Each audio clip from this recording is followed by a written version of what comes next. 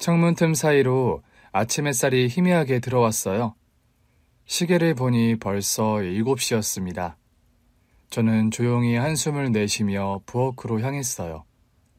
전기밥솥에서 퍼지는 갓 지은 밥 냄새가 은은하게 주방을 감쌌고 프라이팬 위에서는 계란이 노릇노릇하게 익어가고 있었어요. 지글지글 기름이 튀는 소리와 함께 하루가 시작되었죠.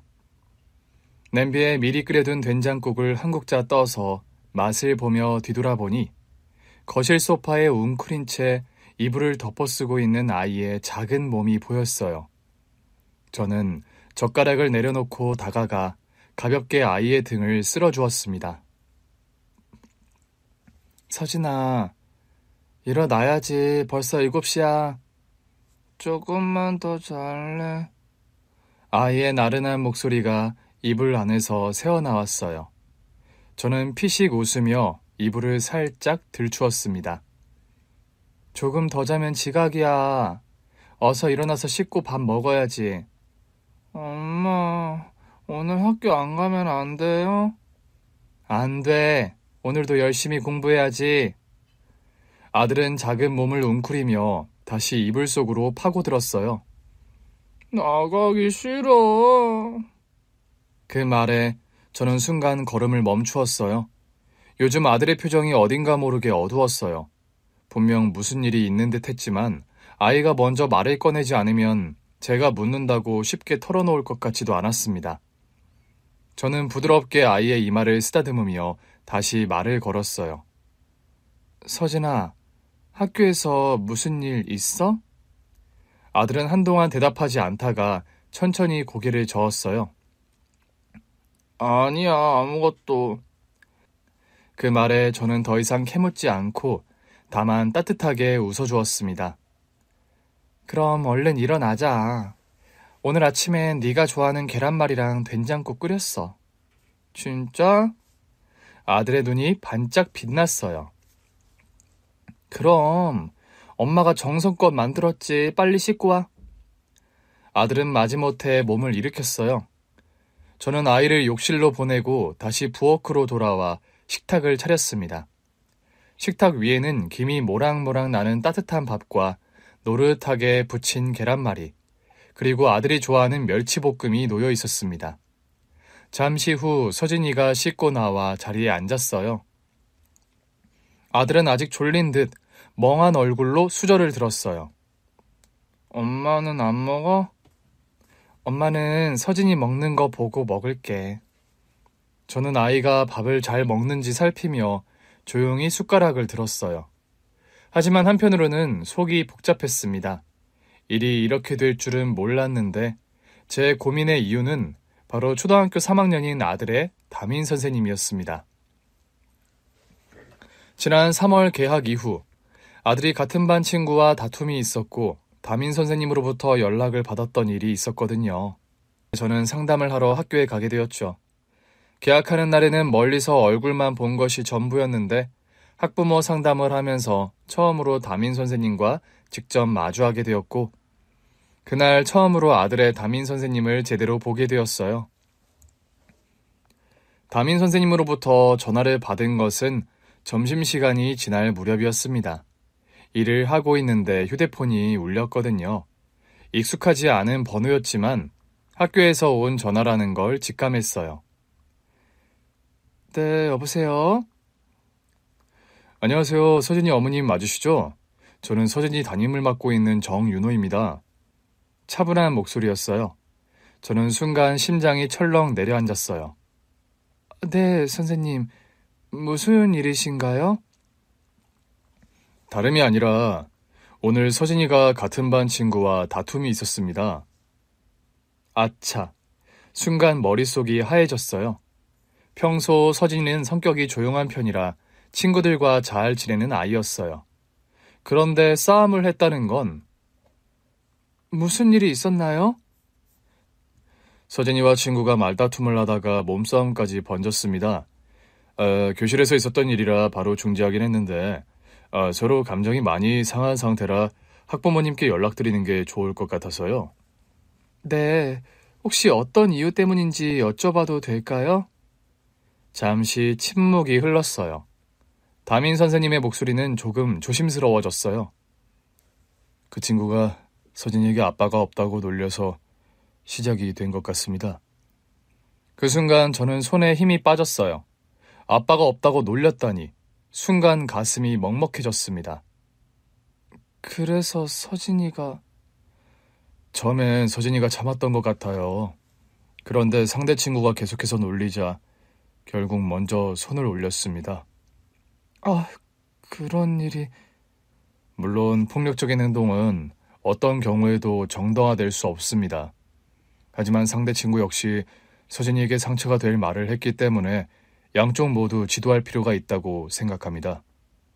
네, 선생님. 정말 죄송합니다. 제가 서진이와 잘 이야기해 보겠습니다. 아니에요, 어머님. 사실 상대 친구에게도 잘못이 있습니다. 그래서 저는 오늘 두 아이와 학부모님들을 함께 만나 뵙고 이야기를 나누는 게 좋겠다고 생각했습니다. 네.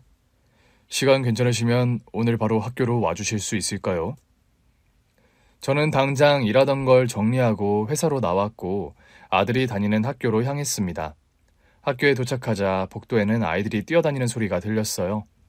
저 멀리 상담실 문 앞에 도착하니 이미 한 아이의 부모님이 와 있었는데 서진이와 다툼이 있었던 아이의 어머니였어요.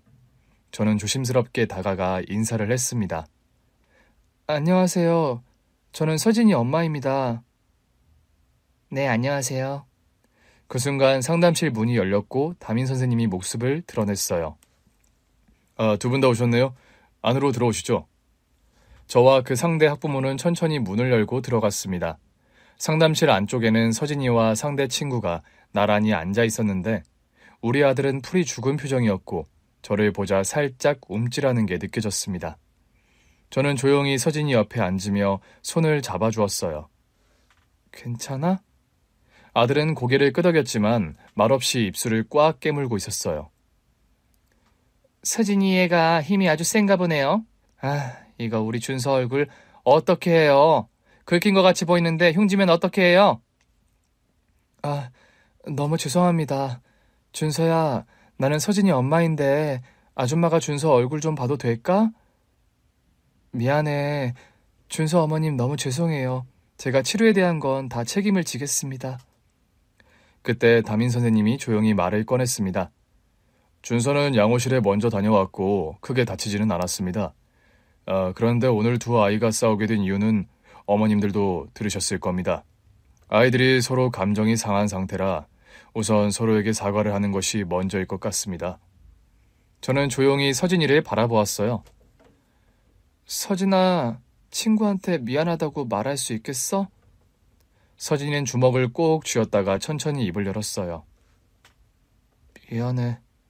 그 말을 듣자 상대 친구도 눈치를 보다가 어머니를 쳐다봤어요. 나도 친구한테 사과해야지.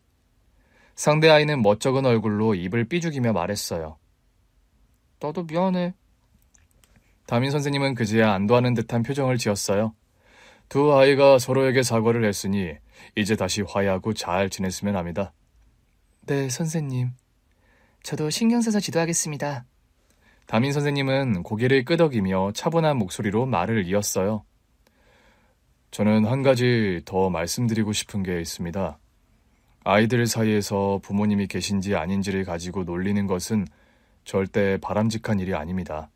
부모님이 한 분만 계시든 계시지 않든 그건 누구에게도 조롱거리가 되어서는 안 됩니다. 담임 선생님이 그렇게 말을 하자 상대 학부모는 난처한 표정을 지으며 자기 아이를 바라보더라고요. 저는 아이들이 다양한 가정 환경 속에서 자랄 수 있다고 생각합니다. 중요한 건 어떤 환경이든 서로 존중하고 배려해야 한다는 점입니다. 그 말에 저는 담임 선생님을 다시 보게 되었어요. 공정하게 양쪽 학부모를 타일러주는 사람.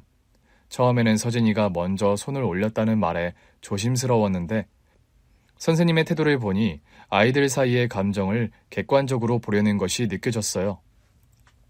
정말 감사합니다, 선생님. 저는 담임 선생님에게 진심으로 인사를 건넸어요. 괜찮은 사람이구나. 그렇게 생각하며 상담실을 나왔고 담임 선생님의 중재 덕분에 그 학부모와의 일은 잘 해결이 되었습니다. 하지만 골치가 아파지기 시작한 건 그 다음이었어요. 학부모 상담이 끝나고 일주일이 지나면서 저는 일상으로 돌아가고 있었거든요. 하지만 생각지도 못한 문제가 생겼습니다. 서진이의 담임 선생님으로부터 문자가 온 거예요. 처음에는 상담을 했던 학부모들에게 예의상 보내는 인사 정도로 생각했어요. 서진이 어머님, 상담 이후 서진이가 잘 적응하고 있는지 궁금해서 연락드렸습니다. 네, 선생님. 다행히 별탈 없이 학교 잘 다니고 있습니다. 처음에는 그 정도였어요.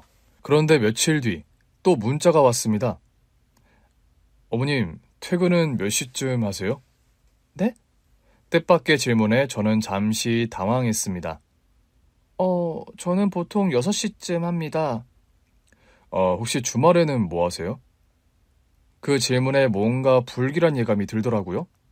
그냥 집에서 쉬거나 서진이랑 같이 보내요. 그러시군요. 혹시 따로 뵐 수 있을까요? 드릴 말씀이 있습니다. 그때부터였던 것 같아요. 저는 선생님이 단순히 담임 선생님으로서 저에게 연락하는 게 아니라는 걸 직감했습니다. 한번 거절하면 끝날 줄 알았지만 연락은 계속해서 이어졌어요.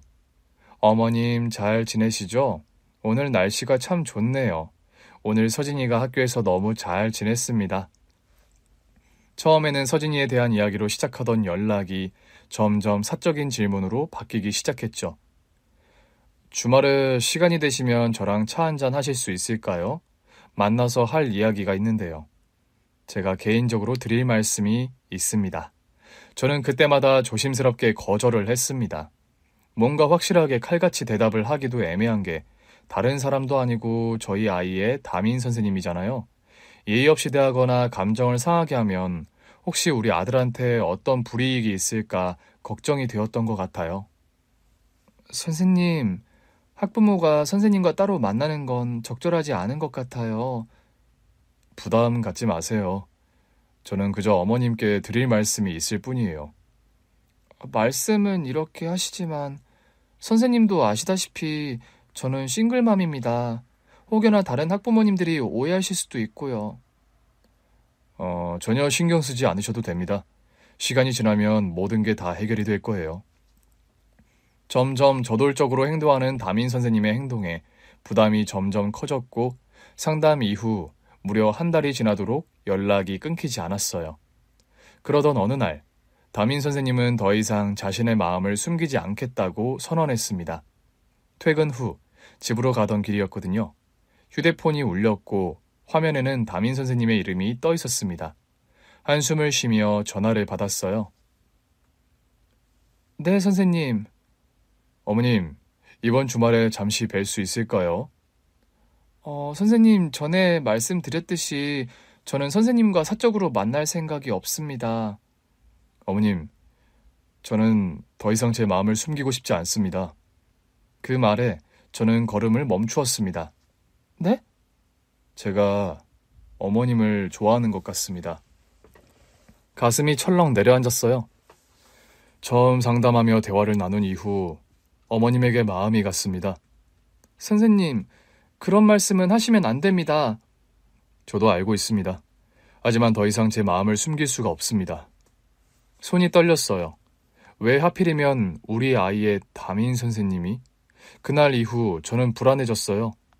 이 사실을 다른 학부모가 알게 된다면, 시댁에서 알게 된다면, 서진이가 혹시라도 선생님의 태도를 이상하게 느끼진 않을까. 담임 선생님의 고백은 단순한 고백이 아니었어요. 그 말 한마디 때문에 주변의 시선과 영향까지 고려해야 하는 상황이 되었거든요. 그 고백을 받았던 날, 저는 밤새 고민을 했고 아들의 전화까지 생각하는 지경에 이르렀어요. 담임 선생님이 단념하지 않는다면 내가 이 상황을 피해야 하는 게 아닐까. 그리고 다음날 아침, 저는 평소보다 더 무거운 마음으로 아들의 등교 준비를 하게 되었던 거예요. 아들은 아무것도 모른 채 환하게 웃으며 아침을 먹었습니다. 엄마, 학교 다녀오겠습니다. 저는 아이의 머리를 쓰다듬으며 억지로 웃었어요. 그래, 서진아, 조심해서 다녀와. 하지만 저는 아이가 집을 나서는 순간까지도 마음이 복잡하기만 했어요. 어떻게 해야 할까요? 이제 정말 결정을 내려야 할 때가 온 것 같았습니다. 서진이를 학교에 보내고 난 뒤 부엌 정리를 마치고 출근 준비를 했어요. 책상 위에 놓인 가방을 챙기면서도 저도 모르게 휴대폰을 확인하게 되더라고요. 담임 선생님의 연락이 올까봐 마음이 불안했거든요. 다행히 아무런 메시지도 없었지만 안심이 되지는 않았습니다. 집을 나서고 회사로 향하는 길, 내내 머릿속이 복잡했어요. 저는 작은 회사에서 격리 일을 하고 있었거든요. 단순한 서류 정리와 회계 업무를 맡고 있었는데 그동안 큰 문제 없이 다닐 수 있어서 감사한 일이었죠. 출근 후 책상에 앉아 서류를 정리하면서도 저는 자꾸만 어제 저녁 담임 선생님과 나눴던 대화가 떠올랐습니다. 어머님, 저는 더 이상 제 마음을 숨길 수 없습니다. 선생님, 그런 말씀하시면 안 돼요. 처음 배웠을 때부터 어머님께 마음이 갔습니다. 담임 선생님이 했던 말들이 자꾸 머릿속에서 맴돌았고 저는 머리를 흔들며 정신을 차리려고 애를 썼습니다. 그날 어떤 정신으로 일을 했는지도 모르겠네요. 쌓인 일들을 처리하다 보니 어느덧 퇴근 시간이 가까워졌고 저는 시계를 확인하며 자리에 있던 서류들을 정리했어요. 미진 씨, 우리 요 가까운 데서 한잔 하려고 하는데 미진 씨 시간 괜찮아? 아니, 나는 서진이 데리러 가야 해서. 아, 맞다. 아니, 어차피 시댁에 맡긴 거면 오늘 좀 늦는다고 하는 건 어때? 아니야, 갑작스럽게 부탁드리는 게 좀 죄송스러워서. 나는 다음에 참석할게. 그래, 그러면 그냥 이주임이 날씨도 좋은데 가볍게 한잔하자고 해서 우리도 금 모임이 된 거야. 그럼 잘 들어가고 내일 봐. 그래. 좋은 시간 보내. 술 한잔하자는 동료의 제안을 거절한 뒤 평소보다 더 서둘러 가방을 챙기고 사무실을 나섰습니다.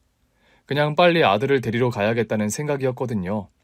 그런데 건물 입구로 나서는 순간 어디선가 낯선 향기가 퍼졌고 제 시선이 닿은 곳에 커다란 꽃다발이 보였습니다. 어머님, 안녕하세요. 저는 얼어붙은 듯한 기분이 들었어요. 담임 선생님이 꽃다발을 들고 저를 바라보고 있었거든요. 선생님, 여긴 어떻게? 어머님을 뵙고 싶어서 왔습니다. 주변을 스치는 사람들의 시선이 느껴지는데 너무나 공개적인 장소였어요. 어떻게 여기까지? 선생님, 이렇게 갑자기 찾아오시면 정말 곤란하네요. 드릴 말씀이 있어서 왔습니다. 선생님, 저는 지금 시댁에 가야 해요. 잠시만 저랑 이야기 좀 나눌 수 있을까요? 이야기라면 전화로 하셔도 되잖아요. 아닙니다. 꼭 직접 만나서 해야 하는 이야기예요. 몇 번을 말씀드렸지만 저는 선생님을 사적으로 만날 생각이 없습니다. 알고 있습니다. 하지만 저는 포기할 생각이 없어요. 저는 한숨을 내쉬었어요. 선생님 이러시면 안 돼요. 어머님, 아니, 미진 씨, 이 말만 하겠습니다. 저는 미진 씨와 운명인 것 같아요. 우리는 꼭 결혼을 해야 합니다. 그 순간 머릿속이 멍해졌어요. 네? 뭐라고요? 선생님, 지금 도대체 무슨 말씀을 하시는 거예요? 더 이상 제 마음을 숨기고 싶지 않아요. 담담한 목소리였어요.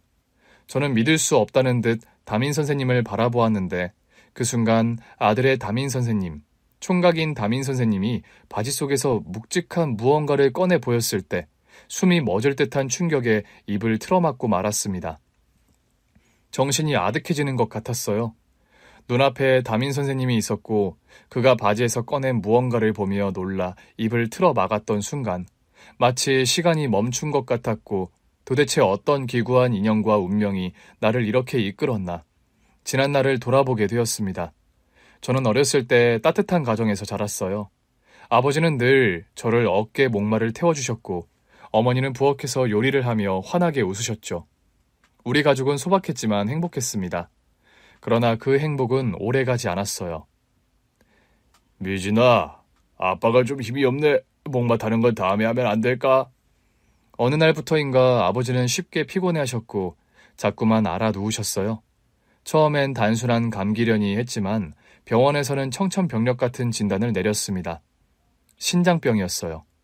어머니는 병원 복도에 서서 한동안 아무 말도 하지 못하셨어요.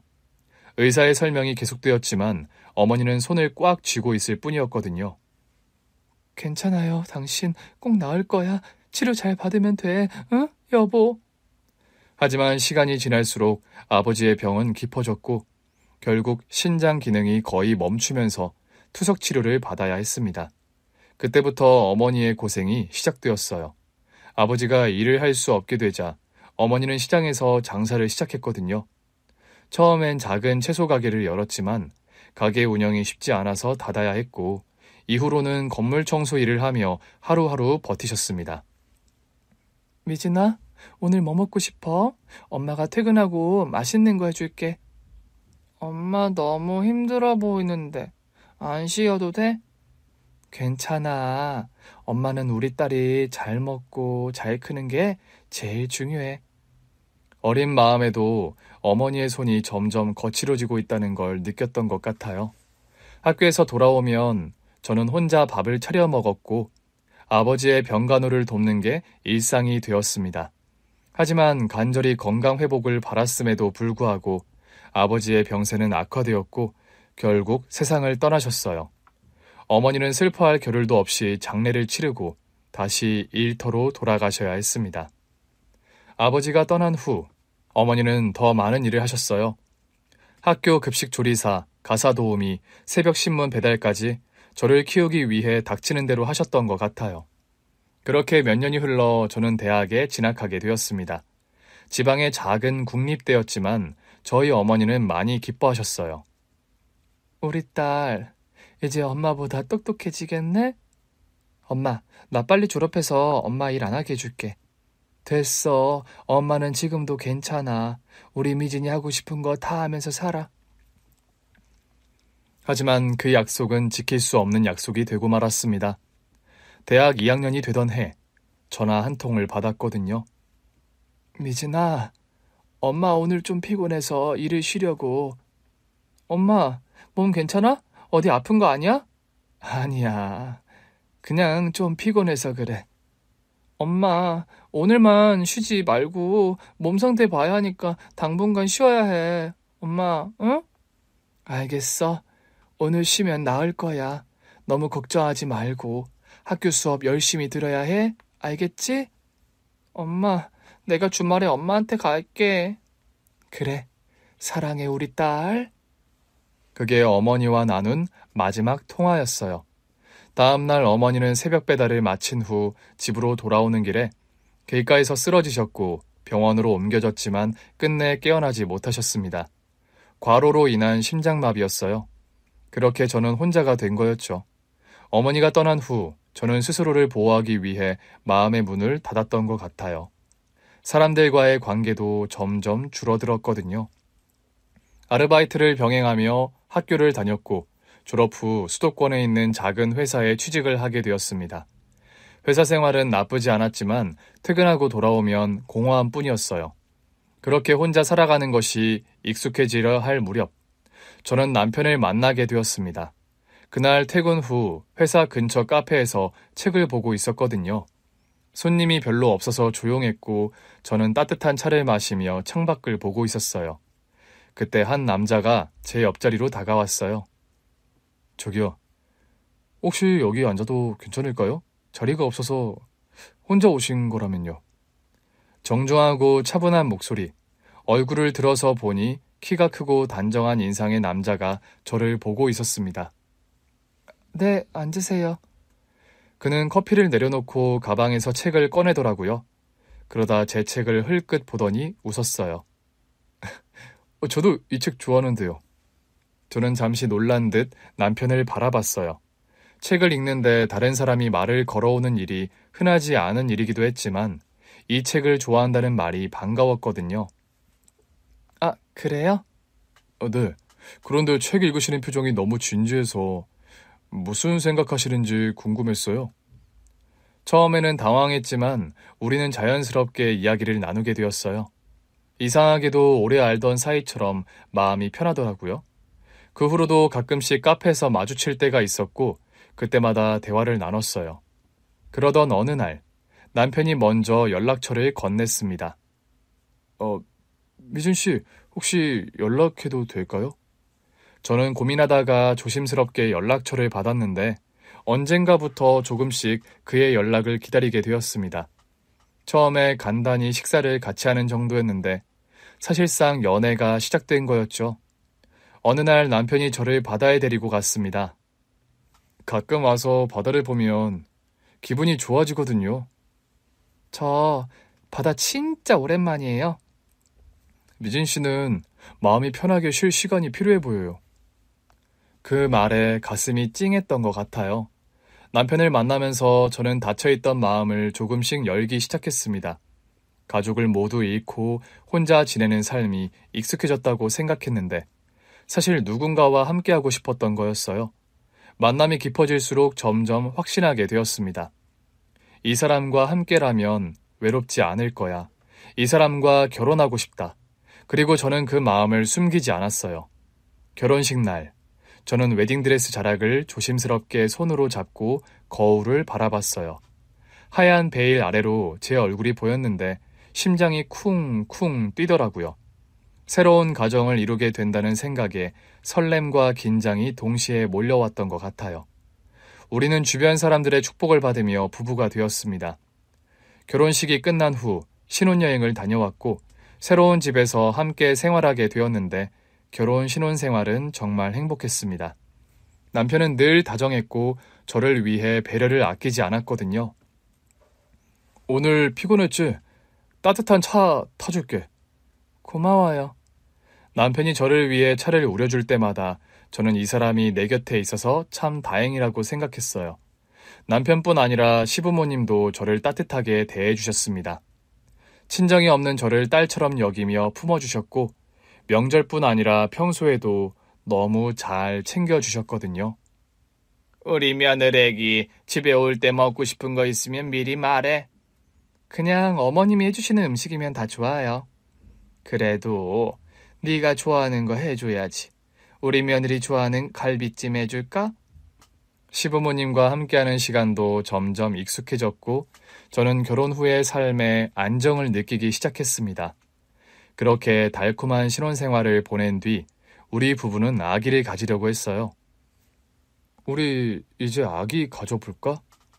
응, 우리 아이는 어떤 모습일까?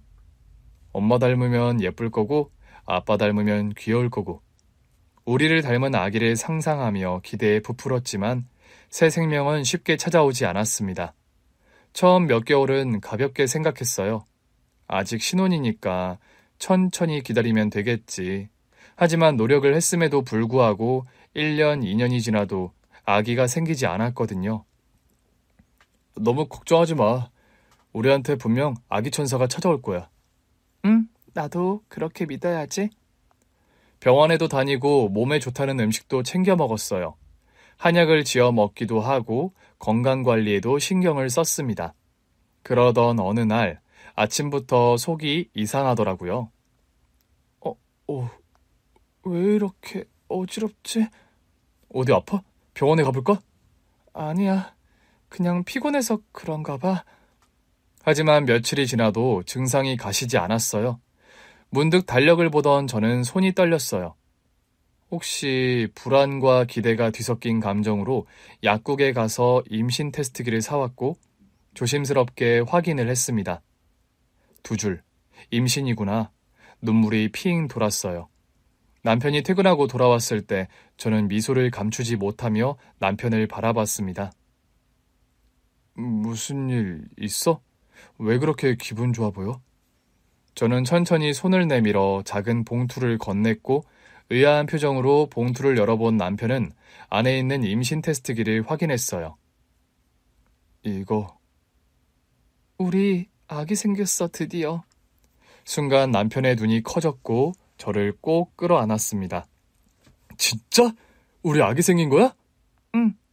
남편은 한동안 말을 잇지 못하다가 이내 눈가를 훔쳤어요. 고마워, 여보. 정말 고마워. 그날 우리는 함께 웃고 울었어요. 3년 동안 기다렸던 순간이었거든요.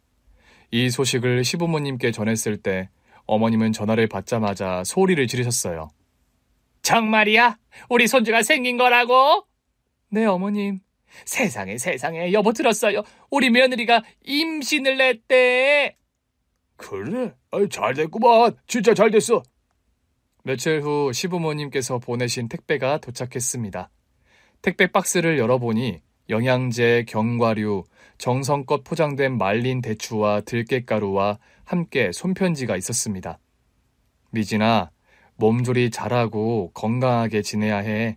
손주랑 너랑 다 잘 크도록 우리가 기도할게.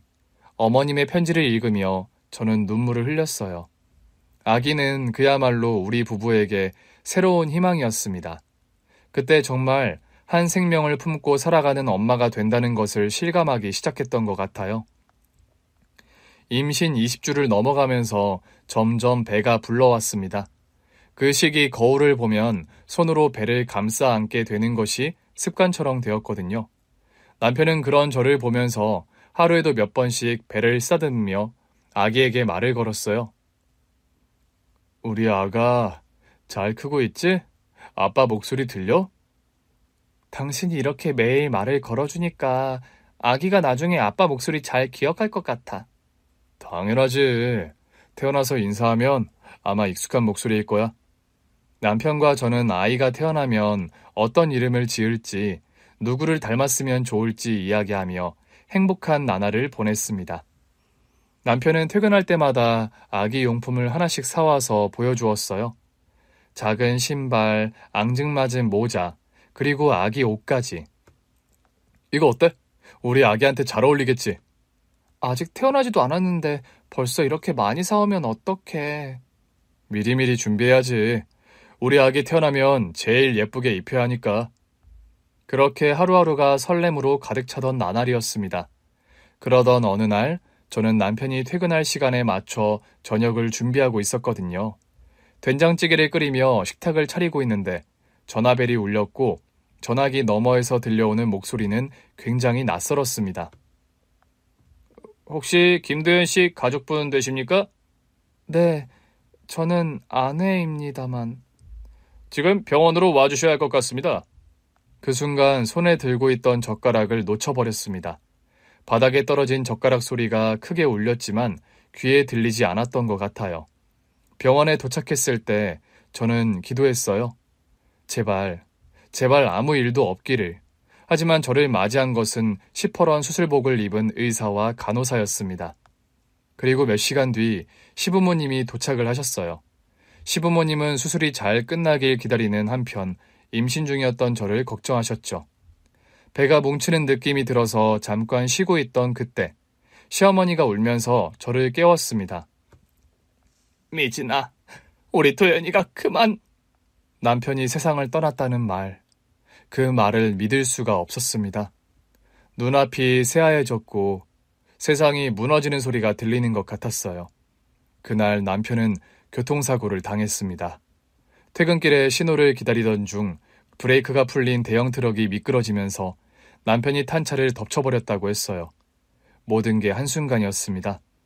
남편이 차고 있던 결혼반지가 작은 봉투에 담겨 제 손에 쥐어졌고 저는 바닥에 주저앉아 오열했어요. 안 돼! 당신이 어떻게 나랑 우리 아기랑 같이 있어야 하잖아. 미진아, 울어도 돼. 실컷 울어도 돼. 그렇게 저는 남편 없이 남편이 그렇게 원하던 아이를 세상에 데려와야 하는 사람이 되어버린 거죠. 그리고 남편이 떠나고 몇 개월이 흐른 어느 날, 저는 출산의 순간을 맞이했습니다. 진통이 시작되었을 때 저는 온몸이 찢어질 듯한 고통 속에서 남편을 불렀어요. 도연씨, 여보, 나 무서워. 하지만 남편은 없었어요. 몇 시간의 진통 후 작은 울음소리가 분만실 안에 울려 퍼졌고 그 순간 정신이 아득해졌던 것 같아요. 회복실에서 눈을 떴을 때 간호사가 제 품에 아기를 안겨주었습니다.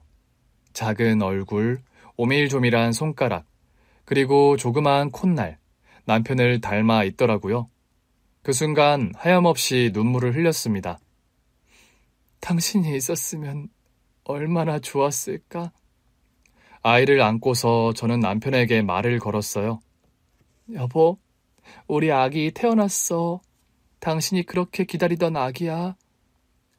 우리 아기는 갓 태어난 그 아기가 마치 저를 위로하듯 제 손가락을 꼭 잡아주었거든요. 그날 저는 다짐을 했던 것 같아요. 이 아이를 지키고 잘 키워야 한다고요. 하지만 출산 후 혼자 어떻게 아기를 키워야 할지 사실 엄두가 나지 않았던 그때 시부모님께서 조용히 말씀하셨습니다. 미진아, 우리랑 가까운 곳에서 지내는 게 어떻겠니? 너 혼자 애 키우려면 얼마나 힘들겠니? 우리가 도와줄게. 처음에는 혼자 견뎌내야 한다고 생각했지만 아이를 안고 밤을 지새울 때마다 두 분의 제안이 떠올랐거든요. 결국 저는 남편의 고향으로 이사했고 시부모님 근처에 작은 집을 구했습니다. 시어머니는 아기를 보며 눈물을 흘리셨어요. 우리 토연이가 이 아이를 얼마나 기다렸는데. 네가 이렇게 와주니 고맙구나. 제가 오히려 감사해요. 저 혼자였으면 감당하지 못했을 거예요. 그렇게 저는 남편 없는 삶을, 그러나 남편이 남기고 간 아이와 함께 살아가기 시작했습니다. 시부모님 덕분에 저는 일을 할 수 있었어요. 아침마다 아기를 맡기고 출근을 하면 저녁에 돌아왔을 때 시어머니는 늘 미소를 지으며 아기를 안고 계셨거든요. 서진이 오늘 이유식도 잘 먹었어. 엄마 닮아서 입이 짧긴 하지만 그래도 잘 먹으려고 하더라. 정말요? 다행이에요. 시아버지는 아기를 안고 동네를 산책하며 자랑스러워 하셨죠. 우리 서진이 아빠가 없어도 할아버지가 있다. 걱정 마라. 할아버지가 지켜줄 거야. 그렇게 저는 시부모님의 도움 속에서 아이를 키웠습니다. 처음에는 막막하기만 했던 삶이었지만 시간이 지나면서 깨달았던 것 같아요. 남편이 떠났다고 해서 저까지 무너지면 안 된다는 걸요. 그때 아버지 돌아가신 뒤 온갖 일을 하며 저를 키워주신 돌아가신 친정 엄마 생각이 많이 나더라고요. 여자는 약할지 몰라도 엄마는 강하다는 걸 그때 알았어요. 남편이 남기고 간 가장 소중한 존재, 우리 아들 서진이를 위해서 꿋꿋하게 살아갔습니다. 남편과 사별한 지 10년 후 10살 아들 키우고 있는데 자꾸 나랑 결혼해달라는 아들 총각 담임 선생님, 그 사람을 자꾸 밀어냈더니 미진 씨, 저는 당신과 결혼을 꼭 해야 합니다 말하며 바지 속 묵직한 것을 내게 보여준 순간 입을 틀어 막았습니다. 담임 선생님이 바지 속에서 묵직한 무언가를 꺼내는 순간 저는 본능적으로 한 걸음 물러섰습니다. 그런데 눈앞에 보인 것은 제가 예상했던 것이 아니었어요. 은색 메탈 줄의 둥근 다이얼, 깔끔한 검은 바탕 위에서 초침이 조용히 움직이고 있는 시계. 그 순간 저는 숨이 멎을 듯한 충격을 받았어요. 이 시계, 단번에 알아볼 수 있었어요. 담임 선생님은 조용히 시계를 내밀며 저를 바라보았습니다. 이 시계, 혹시 기억하시나요? 저는 입을 떼지 못하고 그저 시계를 응시했어요. 심장이 미친 듯이 뛰었습니다. 바로 남편의 시계였거든요. 남편이 연애 시절부터 항상 차고 다니던 거였고 결혼 후에도 늘 손목에 차고 있던 시계였습니다. 이거 저희 남편 도연 씨 시계잖아요. 네, 맞습니다. 저는 손을 뻗어 떨리는 손끝으로 시계를 만져보았습니다. 손목 줄이 약간 낡아 있었고 다이얼 부분에도 작은 흠집이 보이더라고요. 남편의 생전 모습이 떠올랐습니다. 항상 이 시계를 손목에 차고 다니면서 가끔씩 매만지던 모습. 시계는 굉장히 오래된 거였어요. 남편을 처음 만나던 날도 시계를 차고 있었는데 그때도 이미 낡아 있었거든요. 언젠가 연애를 하던 시기 남편한테 시계가 낡았으니 새 걸 사는 게 어떠냐고 했었는데 남편은 자기한테 엄청 소중한 시계라고 다른 시계는 필요 없다고 했었거든요. 굉장히 아끼는 건가 보다 생각했었는데 그러고 보니 그런 일이 있었어요. 아들이 뱃속에 생긴 지 얼마 안 되었을 때 임신 초기였는데 늘 차고 다니던 시계가 안 보인다는 걸 알게 되었고 남편한테 시계를 어디에 두었냐고 물어봤었죠. 시계? 잃어버렸어. 정말? 언제? 어디서? 엄청 아끼는 거였잖아. 어떻게 찾을 수 없는 거야? 어쩔 수 없지. 정말 오랜 세월 함께한 시기였는데. 그러게. 다른 시계는 필요 없다고 할 정도였잖아. 이참에 새 걸 사는 게 어때? 아니야, 됐어. 시계 살 돈 있음 우리 아기한테 필요한 거 사야지. 뭔 말려. 생각해보니 결혼할 때 당신한테 변변찮은 예물 하나 못 해준 게 이제와 마음에 걸린다. 야, 됐어. 그런 거 다 필요 없어. 그냥 당신이 내 아내인 거. 그리고 당신 뱃속에 우리 아기가 있잖아.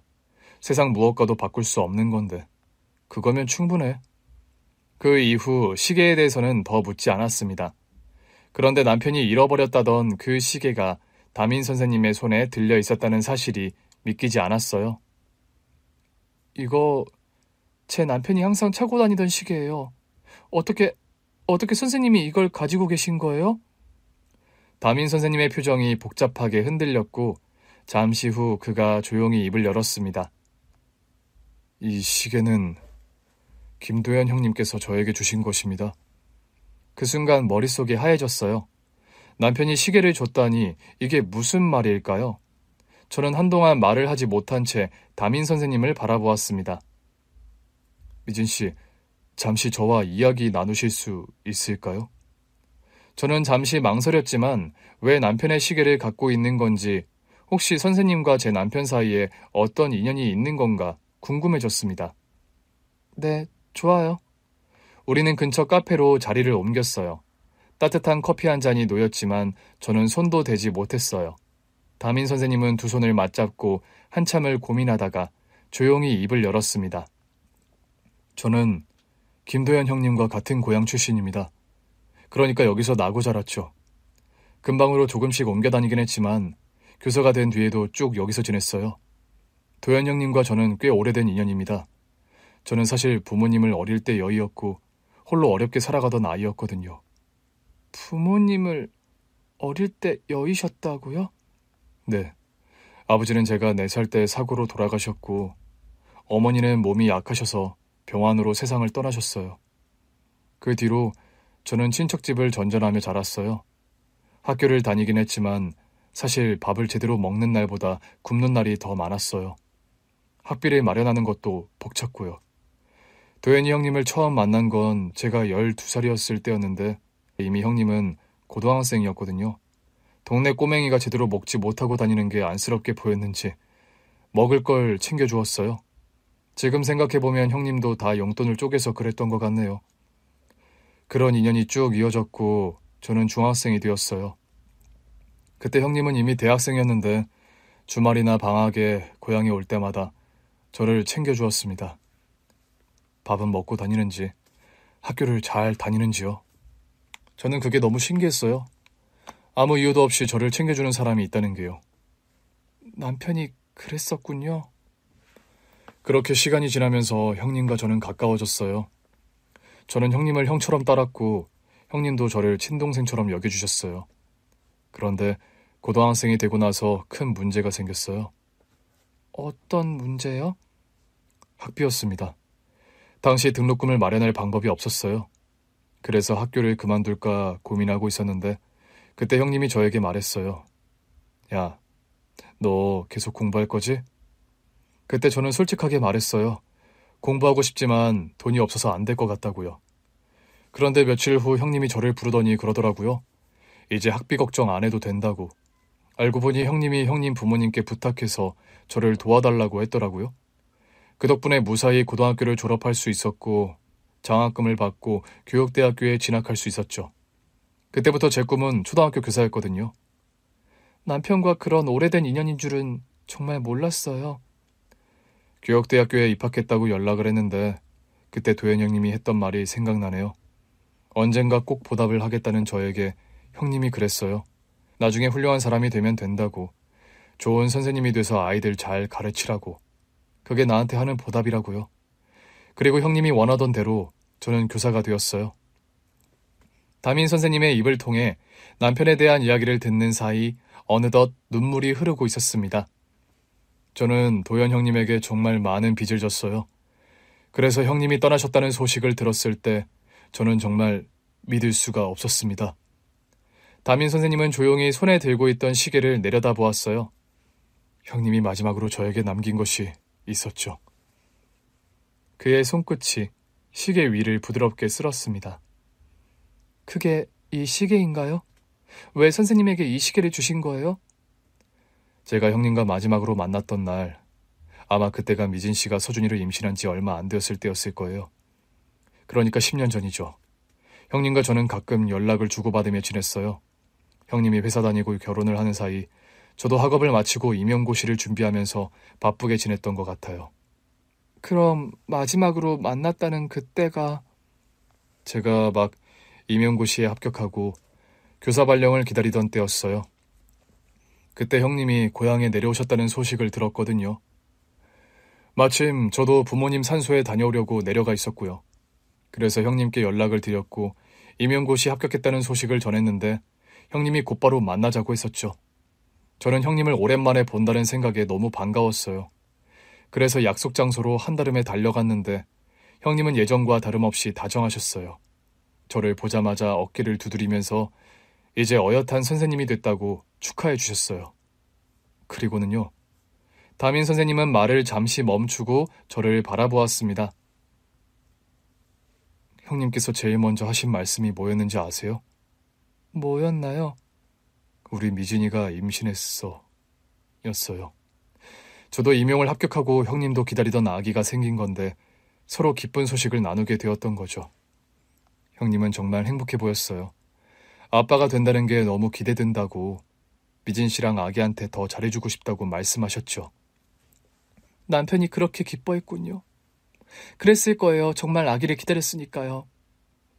네. 형님은 아기를 위해 더 열심히 일하고 싶다고 하셨어요. 그리고 담임 선생님은 조용히 손에 들린 시계를 만졌어요. 저에게 그러셨어요. 너도 이제 누군가에게 도움을 줄 차례야 라고요. 제가 교사가 된 건 다 형님 덕분이라고 그랬는데 전에 했던 말을 하셨죠. 좋은 선생님이 되라고요. 그리고는 갑자기 이 시계를 풀어서 저한테 주셨어요. 시계를 주었다고요? 네. 그날 바로 제 손목에 채워줬어요. 왜 그 시계를... 형님은 그냥 환하게 웃으면서 그러셨어요. 손목이 허전해 보인다고요? 발령돼서 출근하게 되면 시계 차고 다니라고. 좋은 시계라고. 잘 간직하라고요. 저는 받을 수 없다고 했어요. 하지만 형님은 시계를 채워주면서 잘 가지고 있으라고 제가 좋은 선생님이 될 거라면서 이 시계를 보면서 형님이랑 했던 약속을 기억하라고 하셨죠. 그런데 그게 마지막 만남이 될 줄은 몰랐습니다. 시계를 받고 얼마 지나지 않아 형님이 세상을 떠나셨다는 소식을 들었거든요. 기억나요. 그때 임신 초기라 저는 못 갔는데 남편 혼자 고향에 다녀온다고 한 거. 저는 그 사실을 도저히 믿을 수가 없었어요. 얼마 전까지만 해도 그렇게 밝게 웃으면서 아빠가 되는 걸 기대하던 형님이었는데 그래서 저는 형님이 남긴 이 시계를 꼭 간직해야겠다고 생각했어요. 그리고 그렇게 10년이 지났어요.